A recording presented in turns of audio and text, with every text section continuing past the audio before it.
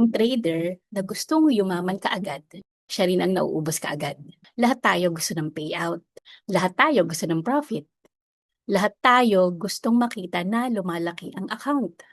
Pero hindi naman lahat handa na maging disciplined. Kapag greedy ka, kahit maganda ang setup, masisira mo. Oversized lot, walang stop loss, too many trades, puro habol, puro bawi. Tapos kapag nasunog na ang account, sasabihin, hindi gumagana ang strategy. Trading is not about big win.